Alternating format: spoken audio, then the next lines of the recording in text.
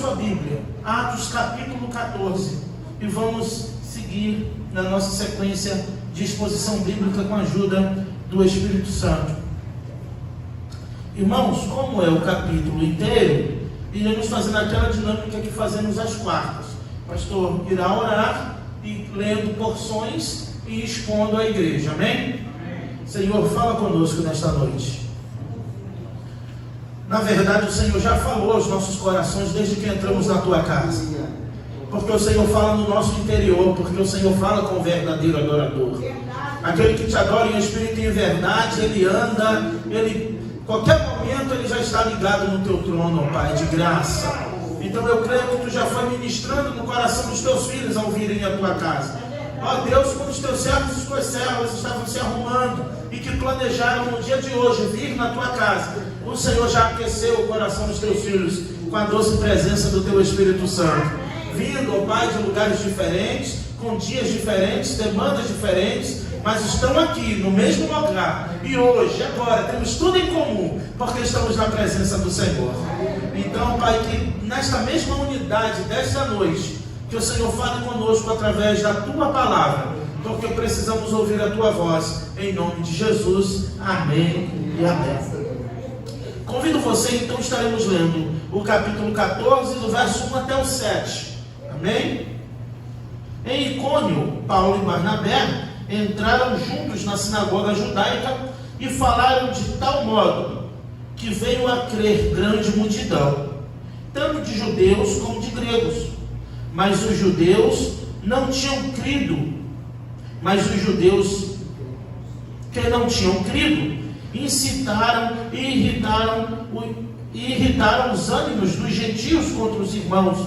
Entretanto, Paulo e Barnabé ficaram bastante tempo em Icônio, falando ousadamente no Senhor, o qual confirmava a palavra da sua graça, concedendo que, por mão deles, se fizessem sinais e prodígios.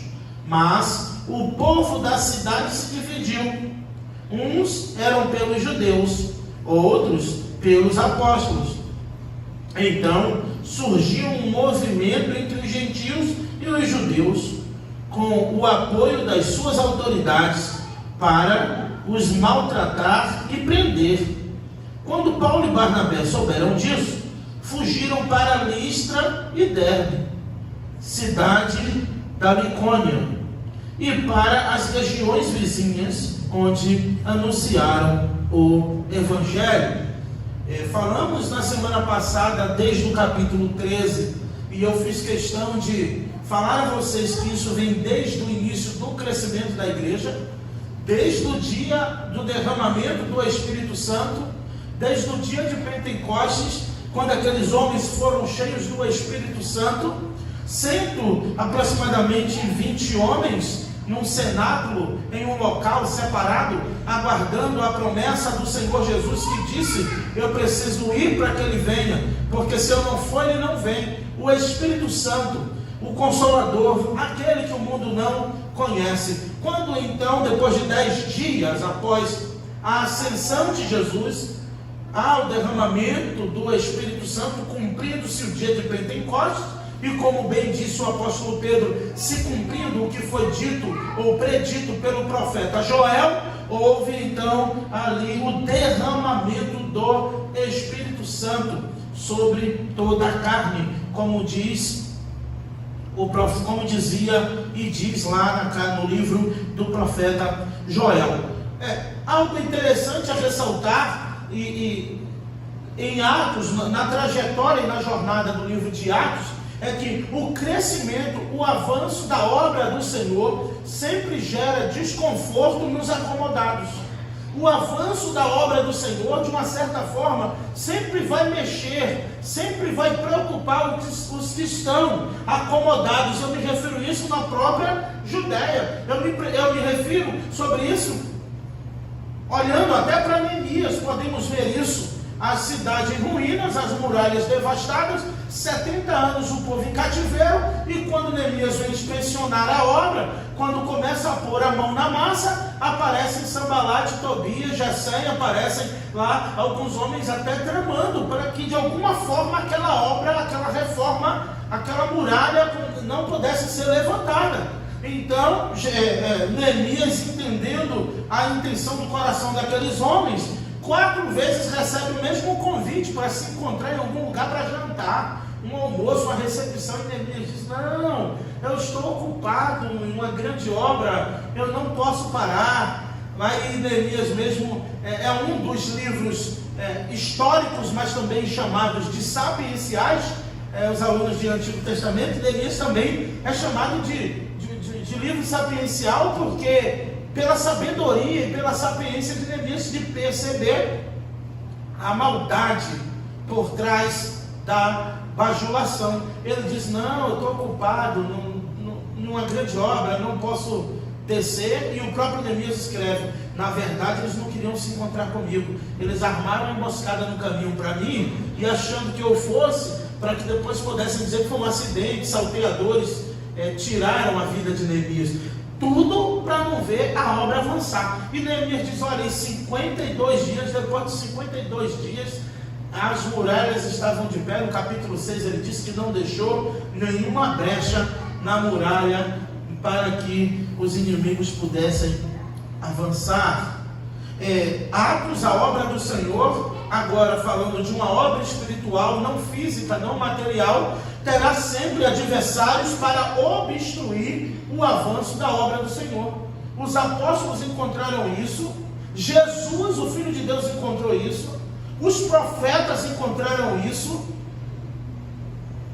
Lembramos de Amós, quando vai para Jerusalém, ele é de Judá, ele ganha um tapa no rosto: o que você veio profetizar aqui? Por que tu não vai para a tua terra e lá tu profetiza e ganha teu pão? Por que tu está se metendo com a gente aqui?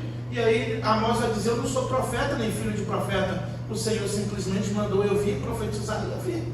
O apóstolo Paulo, Barnabé, no avanço da obra missionária, no avanço nessa viagem que eu falei também semana passada, que é onde funda a igreja, o apóstolo funda a igreja aos Gálatas, ou nas regiões ali da Galácia, no interior de Perge, é onde dá início a obra na igreja aos Gálatas, dali que surge a igreja aos Gálatas, e veremos isso lá na carta aos Gálatas, porque foi a igreja mais difícil, foi a obra, a viagem, uma das mais difíceis do apóstolo Paulo. Foi a sua primeira viagem missionária, onde ele sofreu muito, sofreu não só naufrágio, mas sofreu as intempéries e as lutas, as adversidades dos próprios judeus.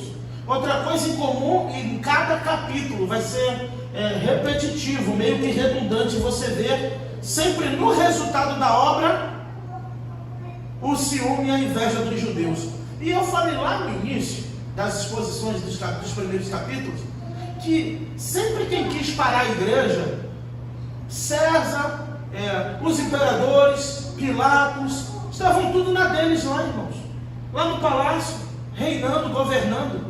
Quem trouxe Jesus para ser julgado, para ser crucificado, foram os judeus.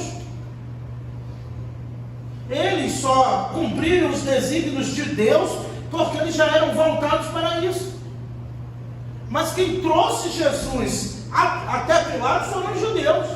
Anás, Caifás contrataram homens para trazer. E quem eram esses? Sumos sacerdotes, homens do templo.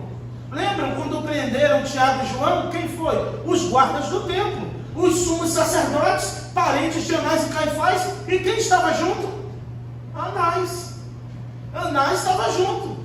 Quando Gamaliel diz: olha, não toca nesses homens, deixa eles em paz, porque se essa obra for de Deus, vai prevalecer, e se não for, por si só se desfará.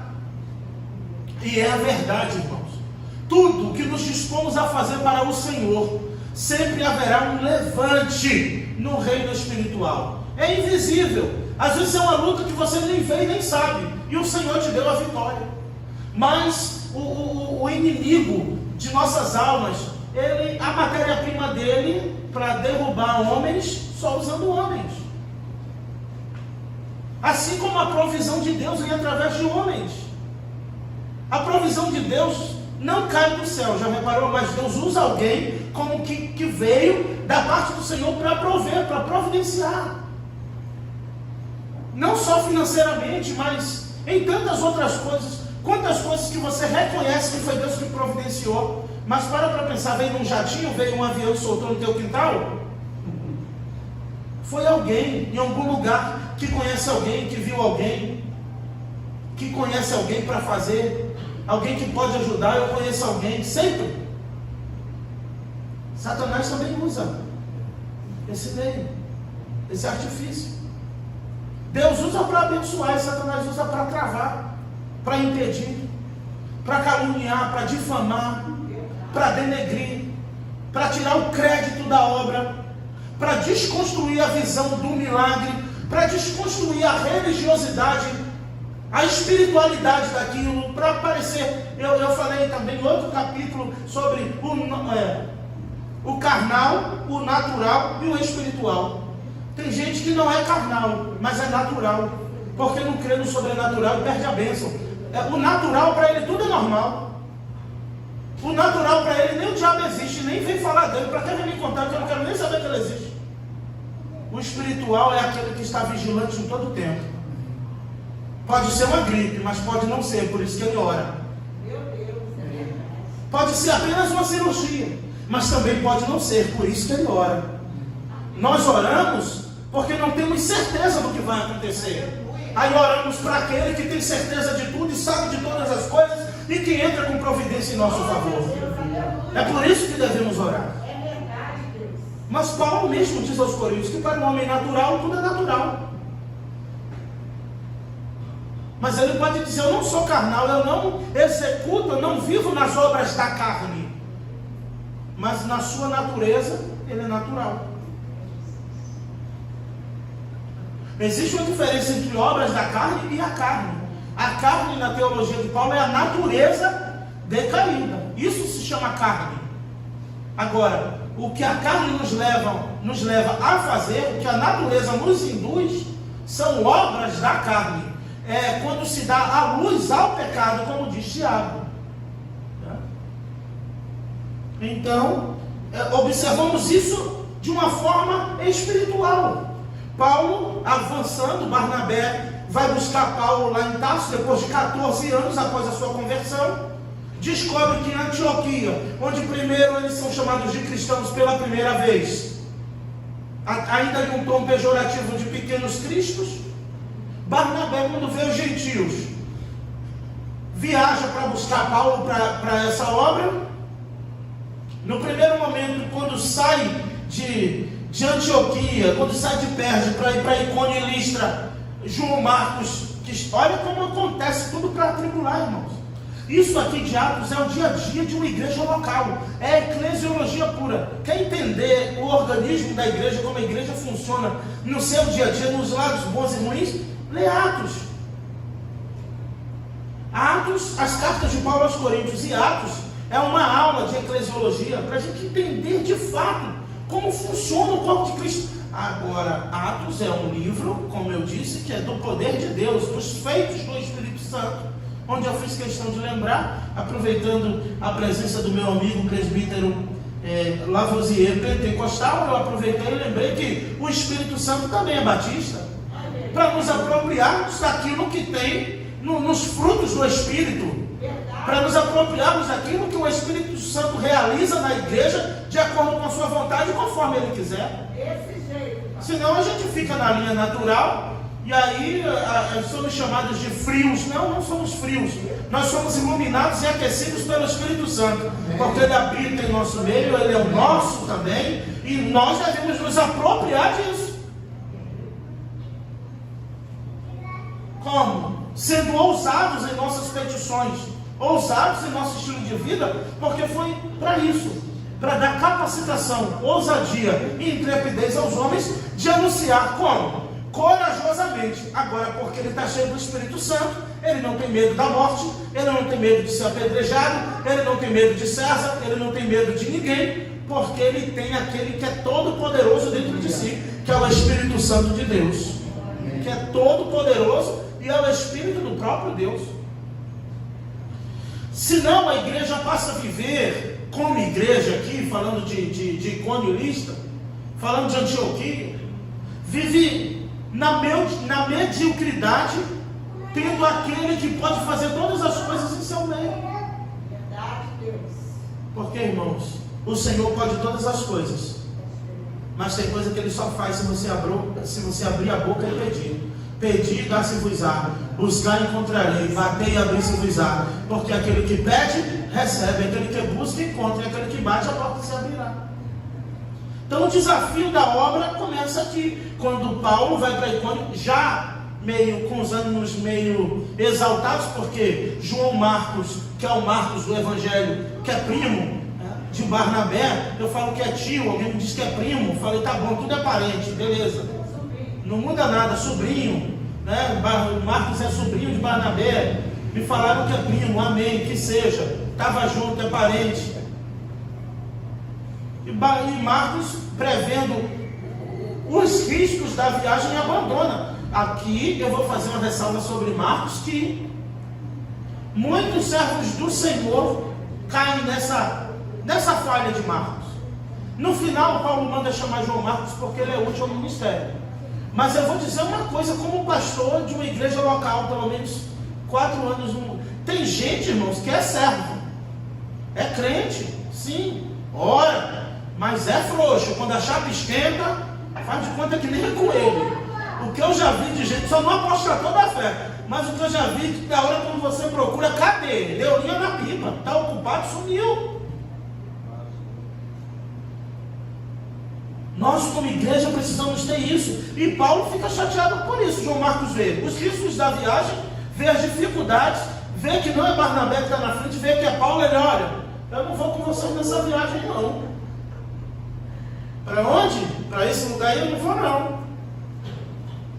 Estou fora. Então Paulo segue com Barnabé, indo para Icônio. Entraram juntos na sinagoga judaica e falaram. Aqui algo importante a ser destacado, ainda sobre a intrepidez e a ousadia. Lembram quando mandaram prender Jesus? Mandaram 2 os judeus. Vamos lá, ele está no templo hoje. Ele vai estar no templo ensinando, e vocês estão aqui, ó, vamos lá prendê-lo. São 2 homens prender Jesus. Quando eles chegam no templo, que vê Jesus ensinando, eles ficaram igual Rogério na pregação. Lindo papai, glória a Deus, aleluia. Jesus pregando no templo e eles igual Rogério. Tiveram aula com Rogério. Quando eles voltam para os seus líderes, cadê Jesus? Eles falaram, olha, não deu para prender ele não. Por que não deu? Porque a gente nunca viu ninguém ensinar com tanta autoridade como ele. E tem mais. Do jeito que o culto estava, se a gente pega ele, o povo pegava a gente. O negócio estava forte lá. Que se a gente tira ele de lá, quem iria morrer seríamos nós. Aqui começa dizendo isso. Eles entraram na sinagoga, mas não ensinou de qualquer modo não, tá? Eles chegaram num lugar que ninguém os conhecia a princípio. Talvez Barnabé. Mas se conhecia era como má fama, como perseguidor da igreja. E diz que eles falaram de tal modo, isso aqui é uma nota que Lucas dá, uma ênfase no modo com que foi ministrada a palavra. Eles ensinaram de tal modo, ou seja, no poder de Deus, na autoridade dada pelo Senhor, no dínamos, que é de dinamite, dinâmica, que é a ação do Espírito Santo na vida da igreja, o dínamos, o poder,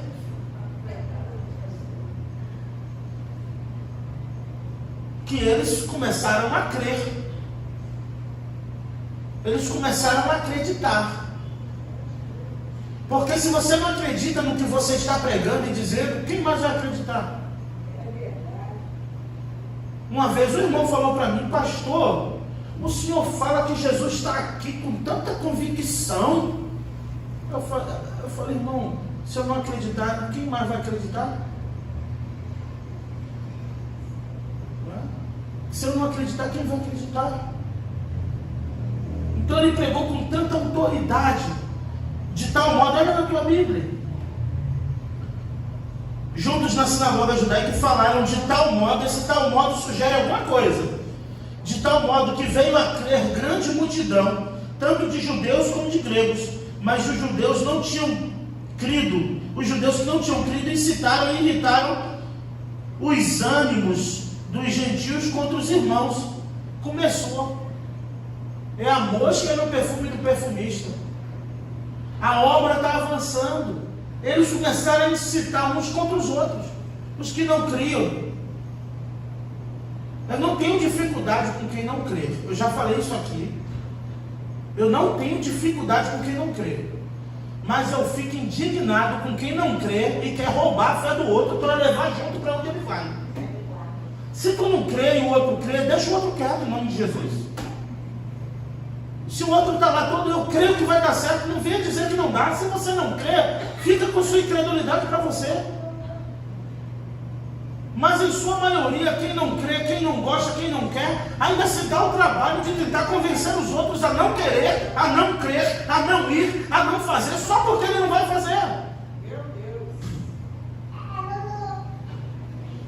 Está aí, olha aí na sua Bíblia. Eles começaram, olha, primeiro o ciúme dos que não creem, sempre assim. Aí os que não creram, os judeus que não creram, começaram a incitar os gentios que creram. Começaram a provocar para criar uma discórdia no arraial, para criar divisão. Paulo diz isso a Timóteo: aquele que uma ou duas vezes causa divisão no meio de vós, passa a evitá-lo, porque quem causa divisão é perigoso, é sutil. Nem sempre a divisão é com pedra e pau na mão, é no sofisma, é no ó. Assim que vai rachando, minando a obra do Senhor, minando a fé. Aqui não, graças a Deus, meu irmão, aqui todo mundo na fé. Mas vai minando devagar, sutil. Sabe o que é minar, né? Lentamente. Não, ó. Nem todo mundo fica protestando na igreja. Isso era antigamente. Povo que não tinha muito estudo, que agia só no instinto, na ignorância, levantava, puxava a cadeira, brigava. Hoje, o povo está sofisticado, minha filha. Nossa geração hoje tem filósofos, doutores, mestres, em todas as áreas da igreja. Hoje, se faltar um S, se faltar um R, alguém está rindo que faltou concordância verbal e nominal. O povo está ligado em tudo hoje.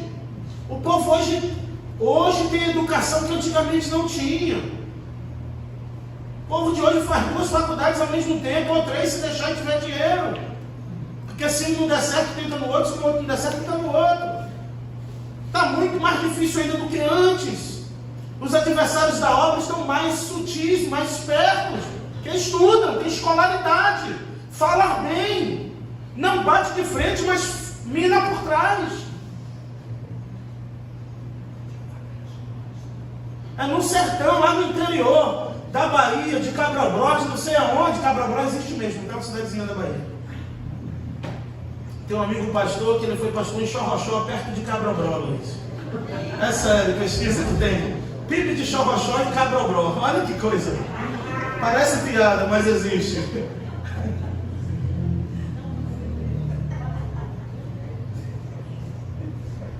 Vocês estão pensando aqui que os judeus foram lá dizer que Paulo, que Pedro não era, que Paulo e Barnabé? Não, eles foram minando no meio do povo. Por isso que tem uma frase do dia a dia aí, eu esqueci agora, mas já postei. Que é isso? É melhor um Pedro reclamando do que um Judas calado. Que Pedro não gostou, ele fala. Pedro abre o coração. E Judas já te vendeu e tu nem sabe. Só está esperando as moedas chegarem. Enquanto ele já tinha vendido Jesus, ele estava sentado na mesa. A consciência nem dói. Não dá nem ele comendo pãozinho molhado na boca. A obra é assim, cuidado. E fique vigilante individualmente como servo, para você ser achado como aquele que é usado como provisão do Senhor, como instrumento do Senhor, para desobstruir a passagem da obra do Senhor, para desobstruir o caminho, para o avanço do reino. Não seja achado como pedra de tropeço na obra do Senhor, porque essa igreja, PIBCB, é de Jesus. Aleluia. Ele comprou com seu sangue cada irmão e irmã aqui presente nessa noite. Aleluia. Glória a Deus. E assim, sutil, eles ensinam, olha comigo, mas os judeus que não tinham crido, aí porque não creram na palavra, só porque não creram, começaram então a dizer que não era aquilo, mas os que criam eram muitos, e eles tiveram muito trabalho para desfazer, encerrar os ânimos dos gentios contra os irmãos. Entretanto, Paulo e Barnabé ficaram bastante tempo em Icônio, falando ousadamente do Senhor. Outra nota que Lucas já, ousadamente, de tal modo e ousadamente. É porque tem coisa que se não tiver ousadia não vai. Se você não inchar o peito, de ser na ousadia, na autoridade do Espírito de Deus, da palavra do Senhor, não avança. Porque, como meu irmão, minha irmã, você vai ser intimidado a todo momento, sem palavras, a não avançar. E você, em alguns momentos, vai precisar de ousadia, intrepidez do Espírito Santo, entendendo que aquele que te chamou garante a tua ida e a tua volta. Aquele que te chamou garante. Então, levanta a cabeça e deixe-se ser usado pelo Espírito Santo. Agora, a embriaguez na contenda é o que mais tem. Para ficar bêbado de contenda é muito fácil. Difícil é ser cheio do Espírito Santo. O apóstolo Paulo diz: não vos embriagueis no vinho que é a contenda, mas enchei-vos do Espírito Santo de Deus.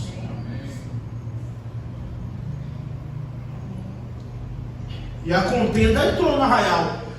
Antes disso, não tinha contenda. Antes de Paulo e Barnabé chegarem, não tinha contenda. Afinal de contas, a obra também não crescia, não tinha nenhum movimento nas águas, estava tudo parado. Como já diziam em outros momentos, aquele que tem transtornado o mundo tem chegado até nós. Para que brigar se não tem crescimento? Para que brigar se a obra não está avançando? É ficar velando para esperar morrer.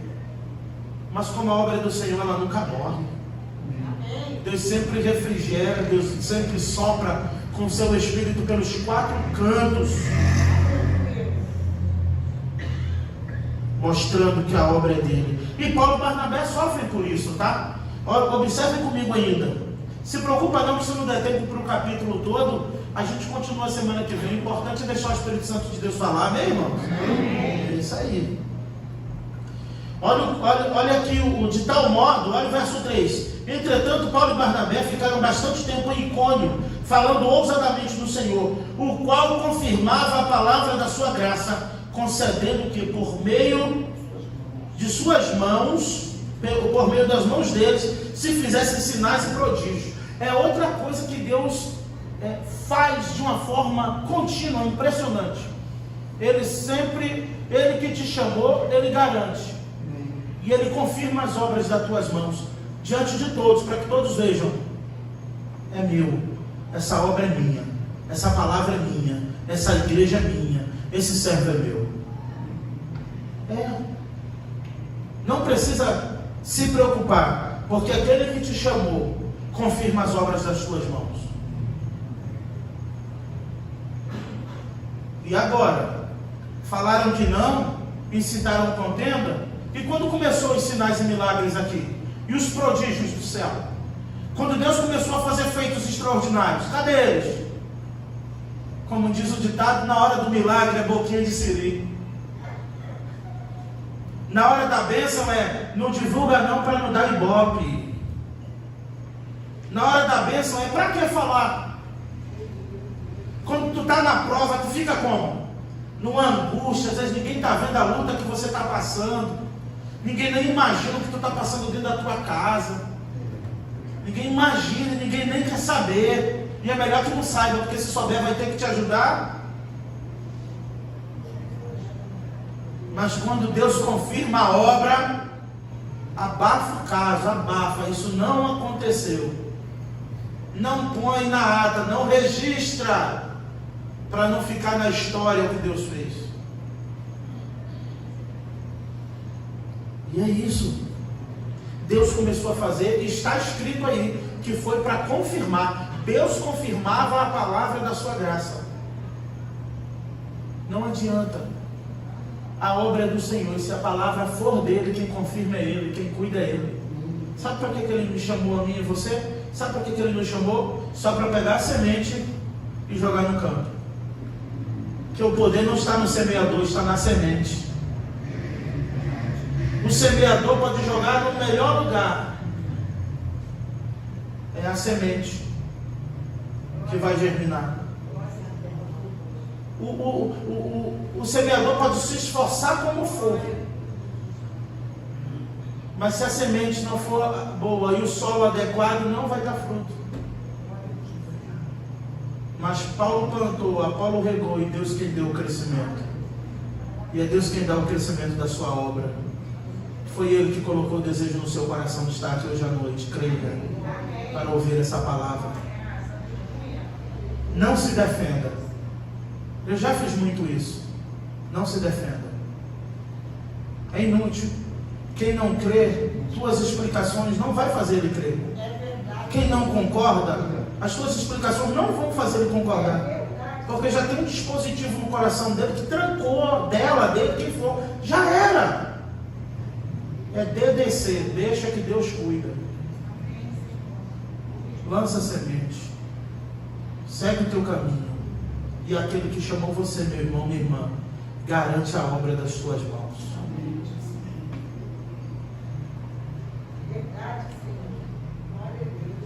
O povo da cidade se dividiu, ainda no verso 4. Uns eram pelos judeus e outros pelos apóstolos.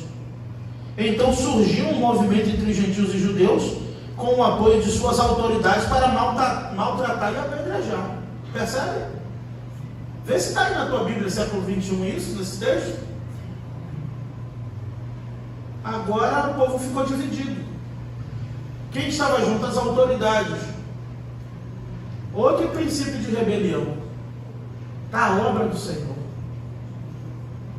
Quando Moisés está intrigado, que Moisés chega, que encontra Arão triste, que ele pergunta: o que foi, irmão? É que tem 250 líderes que dizem que eu não fui levantado por Deus para essa obra, que Deus só fala contigo que eu sou papagaio de pirata. Moisés viu seu irmão chorando e disse: é o quê? Sim. Quem são os líderes? Coré, Abirão e Datã. Moisés, achando que estava na média, manda Coré, Abirão e Datã vir aqui no meu gabinete que eu quero conversar com eles. Qual foi a resposta? Eu já falei isso, vocês sabem. Se ele quiser, ele que vem até nós. Moisés, o quê? Tá bom. Moisés chega até no arraial, os 250, e números faz questão de destacar: 250 líderes em Israel. Coré, Abirão e Datã, chefes. Moisés já chega avisando quem está com eles, porque assim, na rebelião, na divisão, não tem jeito. Quem está junto é contado também. Se você olhar o texto, Moisés vai dizer: quem está junto com eles? Quem não está, sai de perto. Quem está com eles, fica perto. Se Deus matar vocês como mata qualquer homem hoje, saibam que não foi Deus que nos chamou. Quer dizer, Deus já ia matar de qualquer jeito, né? Mas se Deus fizer uma coisa nova, abrir o chão e engolir vocês, aí vocês vão saber que Deus que chamou. Eu imagino eles dizendo, eles rindo, né, nesse momento de abrir a terra e engolir. E foi o que Deus fez: abriu a terra e engoliu todo mundo.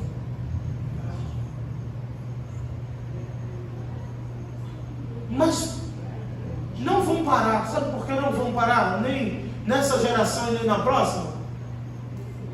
Porque a rebelião faz parte da nossa natureza, decaída em Adão. O desejo de ser igual a Deus que derrubou Adão. E o homem traz em si os traços da queda, a fisionomia da queda. Por isso que todo homem é inclinado à queda. Por isso que quem nos impede de tropeçar é o Senhor. Porque quer ver um exercício prático? É só você se contrariar, não sair do jeito que você planejou, que o teu coração já grita: se rebela, se rebela. Fica de mal, fica com ódio, deseja a queda, não ora mais por ele, não saiu como você planejou, odeie ele por isso. É o coração gritando, a carne que clama. Nessa hora, meu irmão, minha irmã, você fala assim: está repreendido em nome de Jesus. Estou debaixo da tua palavra, Senhor. Amém. Glórias a Deus. Que assim seja, Deus. Porque o gosto de sangue vem na boca. Você tem que... são essas horas que devemos matar o nosso eu. Aí você prega na cruz, crucificando ali, renunciando a tua vontade. É verdade. Porque renunciar ao que não tem vontade é fácil. Eu quero ver renunciar ao que você quer tanto fazer. Verdade. Aí é mais difícil. Esses homens fizeram isso. Eles deram o lugar, a inveja, um movimento. Isso, graças a Deus, oh meu Deus, que isso nunca aconteça. Mas é um movimento.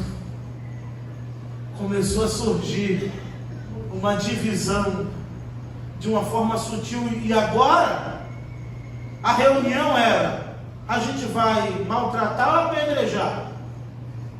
Está aí. Reuniram para maltratar e apedrejar. Eu acho que Paulo e Barnabé devem ter lido Neemias. Porque quando perceberam alguém, e Deus, na sua soberania misericordiosa, que sempre alguém avisa. É interessante.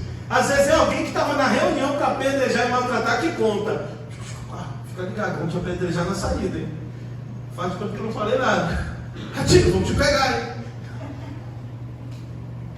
É sempre alguém que está no meio. Como é que Paulo e Barnabé iriam saber do plano, se não foi alguém que estava junto no plano que contou? Eles souberam. Como eles souberam? Não tinha nem Zap, nem Instagram nessa época. Como eles souberam? Não tinha nem a Telemar nessa época. Como eles souberam? Não tinha o Facebook. Como que eles souberam? Alguém contou.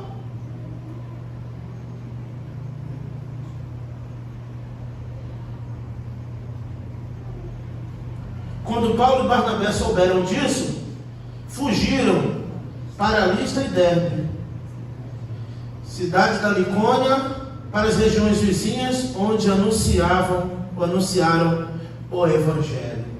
Paulo faz menção do que ele passa em Icônio, Listra e Derbe, escrevendo a Timóteo no capítulo 3, quando ele vai passar e falar sobre as perseguições e as dificuldades. Paulo cita esse momento aqui. Na segunda carta de Paulo a Timóteo, capítulo 3, é só para fazer ler que Paulo cita esse momento com Timóteo. Olha, ele diz assim: tu, porém, tem observado a minha doutrina, procedimento, intenção, fé, paciência, amor, perseverança. Aí ele cita esse momento que eu estou lendo para vocês. Olha: minhas perseguições e aflições que sofri em Antioquia, Icônio e Listra, certo?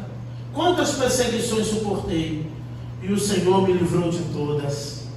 Na verdade, todos que querem viver uma vida piedosa em Cristo Jesus sofrerão perseguições. Quer viver uma vida piedosa, quer fazer-se cumprir o Evangelho na sua vida, nos seus, se prepare para as perseguições, lutas. Mas é espiritual a batalha. Nem sempre na carne a gente resolve tudo. Na maioria das vezes, na carne, a gente perde todas as lutas.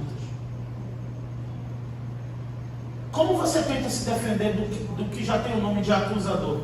Você vai ficar à noite até de manhã se defendendo, ele vai dizer: não te acusando. Que é o papel de Satanás.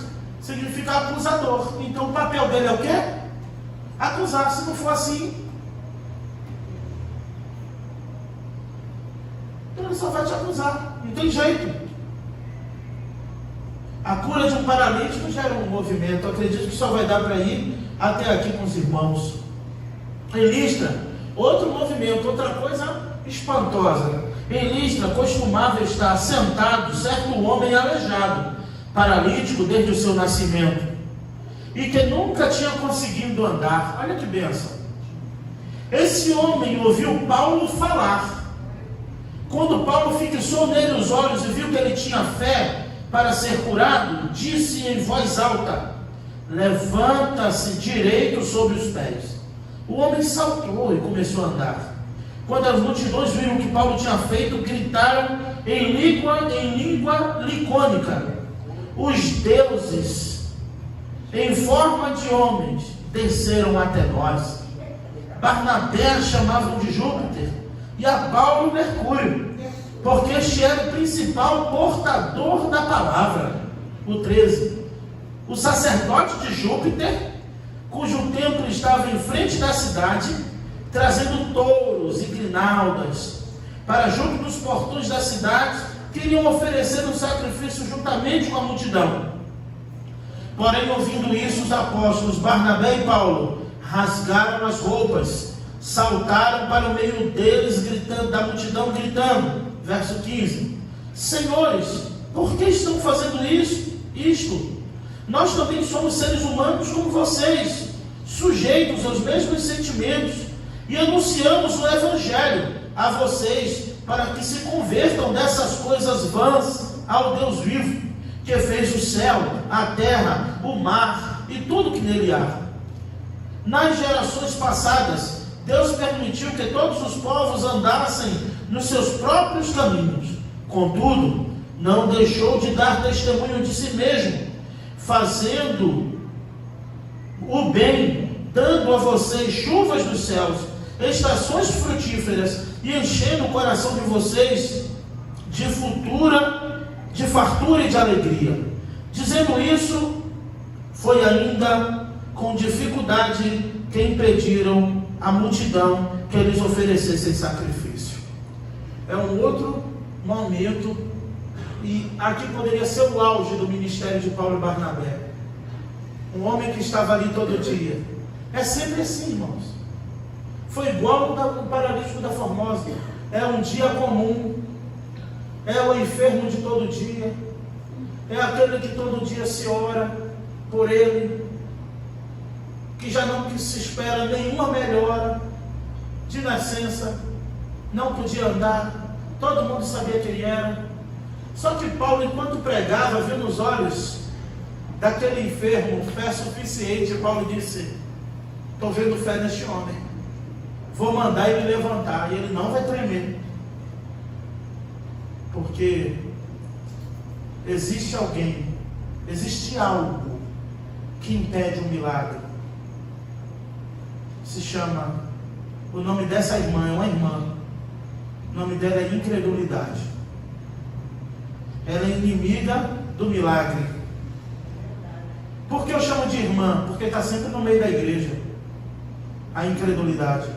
Por que eu chamo ela de irmã? Porque ela entra como irmã com todo mundo no culto, em todas as igrejas. Não falta um culto a incredulidade. A irmã incredulidade está no evangelismo, a irmã incredulidade está nas ruas, ela está no discipulado, ela está sentada no banco, não perde um sermão, porque o papel dela é fazer você desacreditar do milagre. Cuidado, eu chamei de irmã porque é mais para o feminino, para o gênero feminino, embora possa parecer um gênero neutro. Cuidado com a incredulidade. Aí o irmão milagre todo animado, a incredulidade vem: deixa disso, hoje tu não vai arrumar nada aqui. Por quê? Porque eu vim para isso. É por isso que eu não falto um culto. A gente falta porque estamos enfermos, porque estamos cansados, para cuidar da saúde, por causa do trabalho, porque ficou preso no trânsito, porque dependeu de alguém para chegar. Mas essa não falta um culto. Incredulidade. É invisível, não dá para ver. Mas não falta um culto. O Senhor, depois de ter libertado um povo do deserto, destruiu os que... Tem noção, irmão? Depois de Deus ter tirado um povo inteiro do deserto, Ele saiu matando todo mundo que não creu no deserto. E Ele jurou: não entrarão no meu descanso. Não entrarão, por causa da incredulidade.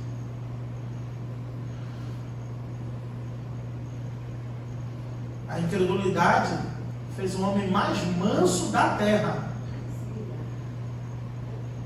não entrar na terra que mana leite e mel.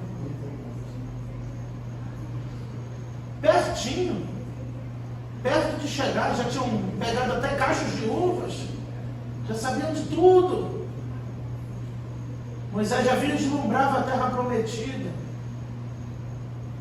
Deus, com 120 anos, a Bíblia diz que Moisés, seus olhos não escureceram, não teve artrite, artrose, nenhuma doença, dor na coluna, não tomava salsa, caramba, janaúba, não tomava nada, não tinha, como é o nome daquela? Rígido, como é que chama?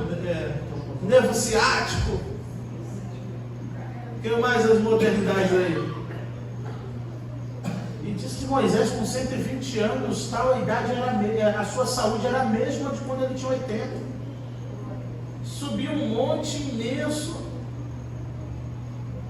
Moisés lá no arraial, irritado, e o povo da água, Moisés irritado, Deus falou, fala com a rocha, Moisés. Moisés irritado, feriu a rocha, bateu, e a rocha era Cristo. Saiu água, os incrédulos beberam, e ele não entrou. A incredulidade só serve para te tirar da graça, para te fazer perder a bênção, porque a dela já está perdida há muito tempo. E aí Moisés sobe, sem nem imaginar o que é que Deus queria. Moisés, está vendo a terra? Tô, que linda, Senhor, está perto? Tu não vai entrar, porque eu mandei tu falar com a rocha, tu feriu a rocha. Foi o povo pode ter te azucrinado, apertado a tua mente como fosse, mas quem tocou na rocha foi você. É assim, no dia, no grande dia, hoje, as pessoas têm 1001 pretextos, naquele dia só terá um, ele mesmo. Hoje culpa pastor, culpa a igreja, culpa irmão, culpa isso, culpa aquilo. Eu só fico triste que eu não vejo em outros arraiais. As pessoas repararam isso. Os incrédulos que culpam a igreja, culpa pastor, culpa a distância, não congrega numa igreja perto. Quem culpa pastor não procura o seu pastor super-herói para congregar. Quem culpa a igreja não arruma uma melhor para ser membro. Você vê no mundo, é só nas redes sociais. Está em tudo quanto é canto, mas não tem uma foto em outra igreja. Naquele grande dia, não vai ter pretexto a não ser você mesmo. Porque todos nós seremos indesculpáveis diante de Deus. E Moisés, por isso, não entrou. Porque não importa o que o povo fez ele fazer. Não importa se ele não estava no dia bom. Não importa se ele já estava cansado. A mão que levantou e bateu na rocha foi a de Moisés. Moisés não entrou. Só que Moisés não entrou na terra prometida, mas entrou na terra celestial, onde Pedro, Tiago e João puderam ver a face de Moisés no monte da transfiguração. Mas o interessante é que naquele momento Deus mata Moisés. Deus diz: Moisés morre. Mata Moisés e esconde o corpo dele. Na carta de Judas vimos que houve uma batalha do arcanjo Miguel contra Satanás, disputando pelo corpo de Moisés. Porque para Satanás era vantagem os judeus acharem o corpo de Moisés, pois se adoraram a serpente de bronze, que dirá Moisés. Então cuidado. Quando você perceber que a irmã incredulidade sentou do seu lado, muda de assento.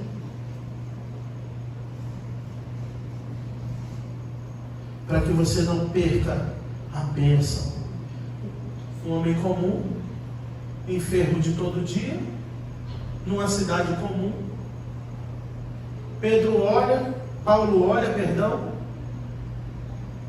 e vê fé naquele homem e diz: levanta, mas levanta direito, levanta com firmeza, se coloca firme sobre os seus pés. Imediatamente aquele homem saltou. Aquele homem saltou Aquele homem ficou de pé, começou a andar, e quando a multidão viu, quis adorar a Paulo e Barnabé, chamando de Júpiter e Mercúrio, os deuses. E aqui é o ápice, e eu encerro aqui para na próxima semana a gente continuar, porque vem o ápice e o apedrejamento. Quando eles viram isso, que começaram a adorar, a primeira repreensão de Paulo e de Pedro e de Barnabé: não façam isso porque somos homens. Essa obra quem fez foi aquele que a Marina pregou no domingo, que fez os céus e a terra, o Deus soberano sobre todos. Ele exalta o Senhor e diz: não, traduzindo, dê a Ele a glória que lhe é devida, porque Ele que fez todas as coisas. Então Paulo necessita fazer uma outra aplicação de sua mensagem, dizendo: não, vocês estão adorando a pessoa errada. Já foram pegar touros, grinaldas, para adorar, para oferecer os touros em sacrifício aos deuses pela vida daqueles homens. Eles rejeitaram, porque a glória do Senhor, Ele não divide a sua glória com ninguém. E todos aqueles usurpadores da glória de Deus sempre caem em desgraça. É o princípio da queda, é a antessala da queda. A soberba precede a ruína. E temendo que o seu próprio coração acreditasse naquela adoração, rapidamente eles repreendem aquilo, não permitindo, chamando de Deus, do Deus vivo, que fez os céus e a terra e tudo que neles há. Nas gerações passadas, e explicando que nas gerações passadas Deus deixou que eles vivessem nos seus próprios caminhos, mas que contudo não deixou de dar testemunho de si mesmo. Deus sempre deu testemunho de si mesmo. Quando Deus decide destruir o povo, a oração intercessória de Moisés foi: Senhor, o que é que vão dizer do teu nome? Olha, o teu nome vai ficar mal falado. Vão dizer que o Senhor tirou o povo do deserto, do Egito, para matar no deserto. E tantas coisas Deus faz na minha e na sua vida por amor ao seu próprio nome. E quantas vezes a gente pensa que é por mérito, porque a gente merece, porque a gente se comporta direitinho, porque vem nos cultos, porque ora. Coitado de nós. Quantas coisas. Eu fico imaginando quando Elias ousadamente diz assim: segundo a minha palavra não vai chover. Diante dos profetas de Baal, diante de Acabe, Deus pensa: Moisés agora me arrumou, Elias agora me arrumou uma confusão. Porque se eu sou o Deus de Elias e chover, eu vou ser o Deus fraco. Mas então como é que o senhor sabe disso? Eu sei que Deus não mandou Elias mandar não chover coisa nenhuma, mas o nome de Deus estava em jogo, que Elias sofreu por causa desses 3 anos sem chover. Mas Deus honrou, porque o nome dele estava em jogo. Mas acredito que no particular Deus sempre vai ter um dia que você se excedeu, que eu me excedi como Deus não mandou. Deus fez, mas ele fala assim depois: eu deixei acontecer para não dizer que eu cabe o meu nome, para que os outros não deixassem de crer, mas eu não mandei. Deus mesmo não diz isso? Ai daquele que diz assim, diz o Senhor, quando eu não mandei. Verdade. E por que tantas coisas bizarras, tantas coisas absurdas, a gente acaba até vendo acontecer e diz assim: e agora? É de Deus ou não é? Deixa, no particular Deus vai ter com cada um que disse que Ele mandou sem ter mandado. Agora o povo acreditou e o milagre aconteceu. A questão é se Deus mandou. Porque Jesus cresce em Nazaré na graça e no conhecimento, mas precisa sair dali, porque diz que ele não conseguia realizar muitos milagres por causa da incredulidade do povo. Jesus, o Filho de Deus, precisou mudar. É onde ele vai lá para Cafarnaum, porque ele tentava fazer e o povo dizia: não é esse filho de José o carpinteiro? Sua mãe e seus irmãos estão conosco? Quem ele pensa que é? E travava a bênção, o milagre não crescia. Jesus saiu de lá, até pelo telhado descia gente para Jesus curar em Cafarnaum. Então a questão toda é essa, não querer a glória para si. E Paulo diz, não, a glória é do Senhor, dai a Ele a glória que é devida, porque o problema anterior foi da incredulidade, agora é o problema da adoração, da bajulação. Não, a glória é do Senhor. E Paulo avisou a Timóteo, como eu vi, todos aqueles que desejarem viver uma vida piedosa. Interessante. Você quer viver uma vida piedosa? Irmão e irmã, não é para apóstolo, pregador, não. Todos aqueles servos do Senhor que decidem viver uma vida piedosa, eles vão sofrer. Porque a piedade tem um alto preço. Só a salvação que não. Foi pela graça, mas também não foi de graça, porque custou o sangue de Jesus. Mas imediatamente ele não recebe a adoração. Imediatamente ele não recebe a glória para si. Imediatamente eles não aceitam que ofereçam sacrifícios e com muita dificuldade impede que aquele ato aconteça. Porque eles cismaram que era Júpiter e Mercúrio. E Paulo era o Júpiter. Cismaram porque ele tinha o dom da palavra. Eles acreditaram porque os deuses, através também do deus Hermes, que interpretava as mensagens dos deuses, que é onde surge a hermenêutica, a arte de interpretar. Deuses pagãos, que traziam as mensagens dos deuses. E eles disseram, só podem ser Júpiter e Mercúrio. Correram para pegar touros para adorar. E os filhos das trevas são mais prudentes do que os filhos da luz. Sempre. Está escrito. Os filhos das trevas são mais prudentes do que os filhos da luz. Por quê? Por que será? Quem faz promessa para Aparecida, para Cosme e Damião, para ver, é só você ligar a TV que você vê de onde veio e para onde vai. No dia de Aparecida, no dia de qualquer outro Deus, de qualquer outra imagem que adora, de qualquer outro santo. Mas eu nunca vi tanta gente zombar de Deus quanto os evangélicos. É um Deus fraco, que não se vinga, que não se ira, que pode prometer e não cumprir, pode andar de qualquer jeito, fazer de qualquer jeito, limpar a boca da sujeira, sentar no culto, assistir e ir embora, na segunda se sujar tudo, até sexta, sábado, volta na segunda como que nada aconteceu. Tem um Deus dos evangélicos que não faz nada com ninguém. É um Deus que não mata, não fulmina, não permite um infarto, não permite nada, porque Ele é bom.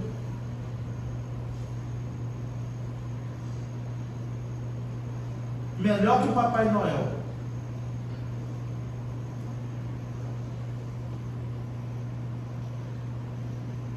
Mas os ímpios, é Júpiter, foi Mercúrio, pega lá o melhor touro, bezerro, vamos matar aqui, vamos fazer uma festa. Ah, foi Deus? Tanto faz.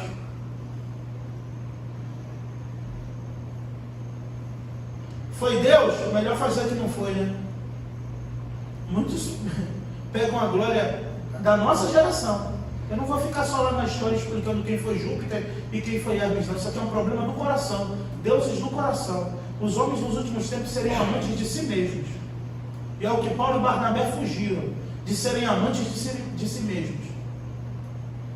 E por não serem amantes de si mesmos, foi o que eles fizeram. Não, a glória não é nossa, a glória é de Deus. Mas a geração de hoje é a síndrome de Nabucodonosor.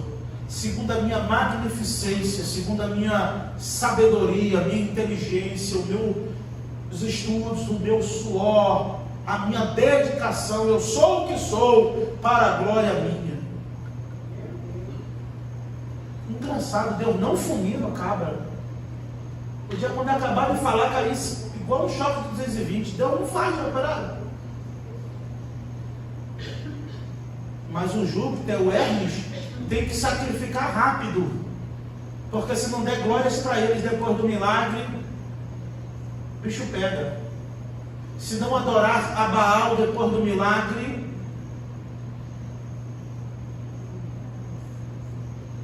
se não bajular o patrão depois da promoção, ou até para ter a promoção. Mas Deus, o Deus dos evangélicos dessa geração, o que as canções estão fazendo com o nome do nosso Deus, o Deus de hoje é você.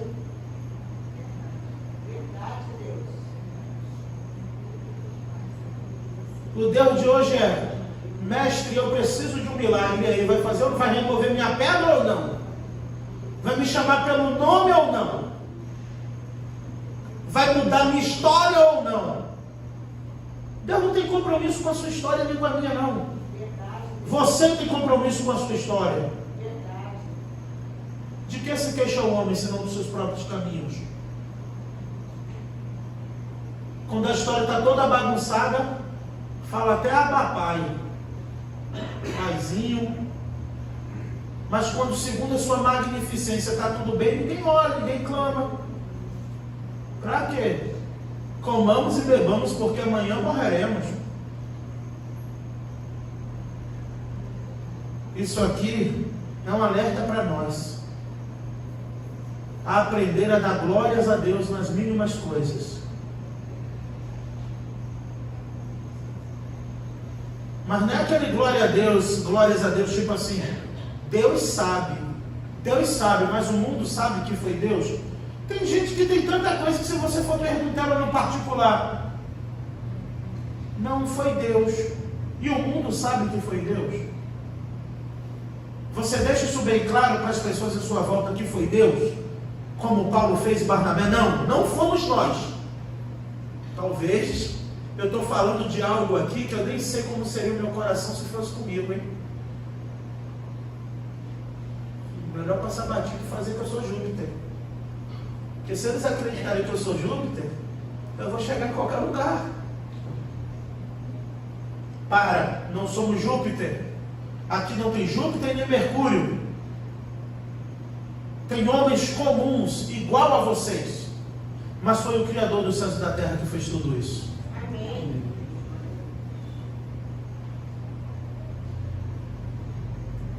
E que é o mesmo Deus que está no meio de nós. Amém. Glória a Deus. Que criou a mim, que criou você. Verdade, para lhe dar a glória que é devida. Aleluia. Porque Ele criou o homem para o louvor da sua glória. Deus não tem compromisso com o teu nome, me chama de herege. Deus não tem compromisso com a tua história, Ele tem compromisso com o nome dEle, que é santo, santo, santo. Que Deus nos abençoe. Continuaremos no apedrejamento de Paulo e Barnabé semana que vem. Muito obrigado, Senhor, pela tua palavra nesta noite. Que a tua palavra venha nos ensinar.